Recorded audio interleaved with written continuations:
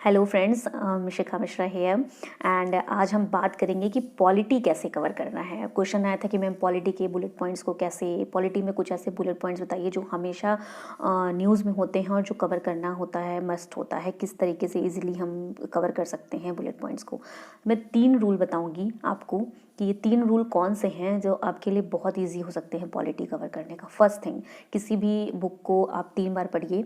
First reading normal कीजिए, second reading आप ऐसे कीजिए कि you want to extract something from that book, और तीसरी जो रीडिंग आप कीजिए तब आप अंडरलाइन कीजिए और उसे रिवाइज करिए, और जब तीसरी रीडिंग आप करते हैं तो you are able to retain everything. परेशान होने की ज़रूरत नहीं है, जब तक आप रिवाइज नहीं करेंगे कुछ नहीं हो सकता। यूपीएससी का सबसे बड़ा रूल है रिवीजन।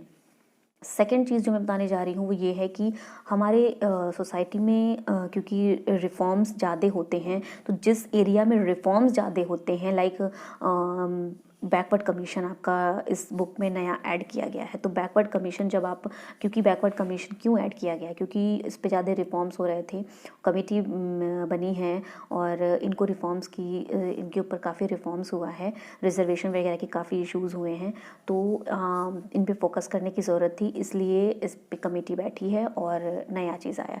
तो अब जिस भी एरिया में रिफॉर्म्स हुए हैं उस एरिया से रिलेटेड ज़्यादा सवाल आते हैं, इसको अपने दिमाग में की है ये, इसे याद रखिएगा। और तीसरी जो चीज़ मैं बताने जा रही हूँ वो ये है कि जब आप न्यूज़ को ट्रेंड के साथ कनेक्ट कर देते हैं, जब आप फैक्ट को ट्रेंड के साथ कनेक्ट कर देते हैं, तो आपके लिए कोई चीज़ याद करना ईजी हो जाता है। लाइक अगर प्राइम मिनिस्टर ने कहीं विजिट किया है तो आप प्राइम मिनिस्टर चैप्टर को उठाइए और एक थॉरो स्टडी कर लीजिए। आपको कुछ रखने की दिमाग में ज़रूरत नहीं है, वो खुद ब खुद जब आप रिविजन करेंगे तो आपके लिए वो ईजी हो जाता है रिवाइज करना, तो आपको ज़्यादा टाइम देने की ज़रूरत नहीं पड़ेगी। ये 3 रूल्स हैं फ्रेंड, आपको किसी भी बुक को के साथ महारत हासिल करने की। उसके बाद अगर आप बुलेट पॉइंट्स की बात करेंगे चैप्टर्स की, तो चैप्टर नंबर 12 तक आपको बिल्कुल चीज़ें आनी चाहिए, याद होनी चाहिए, और try to connect the things. Chapter number 11 और चैप्टर नंबर 4 प्रियम्बल जो है वो आपस में कनेक्टेड है। प्रियम्बल जो है वो फंडामेंटल राइट्स की बात करता है, like liberty, equality and fraternity, और 11 जो है वो बेसिक स्ट्रक्चर की बात करता है।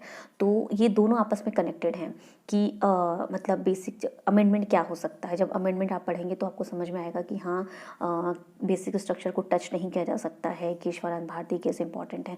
ये जब आप तीसरी रीडिंग कर लेंगे तब आपको दिमाग में आएगा कि हाँ, थिंग्स आर कनेक्टेड।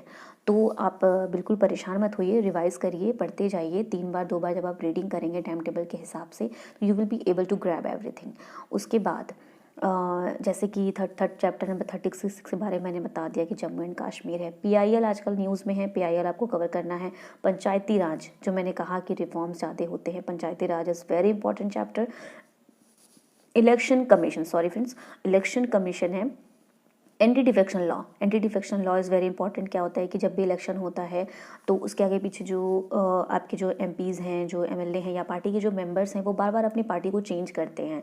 तो चेंज करते हैं तो that are against the law sometimes.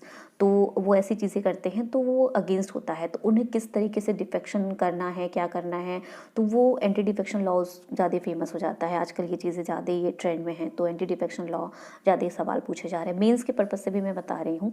उसके बाद आपके लोकपाल एंड लोकायुक्त हैं, that are very important. Appendices हैं, अपेंडिस का जो चैप्टर नंबर 6 है वो काफ़ी इंपॉर्टेंट है, कॉन्स्टिट्यूशनल अमेंडमेंट्स पे है। जब जो चीज़ें आप पुरानी पढ़ चुके हैं कॉन्स्टिट्यूशन अमेंडमेंट में चैप्टर्स में, आप वही चीज़ आप उसको कंक्लूजन में पाते हैं, और सारे अमेंडमेंट्स याद करने की ज़रूरत नहीं है। जैसे कि इंपॉर्टेंट है 91st अमेंडमेंट जो है वो आपका एंटी डिफेक्शन लॉ से रिलेटेड है, आपको वो चीज़ याद होनी चाहिए। तो जो मैं थंब रूल मैंने बताया है उसे फॉलो कीजिए। यही तरीका है आपका किसी चैप्टर को, किसी भी बुक को पढ़ने का।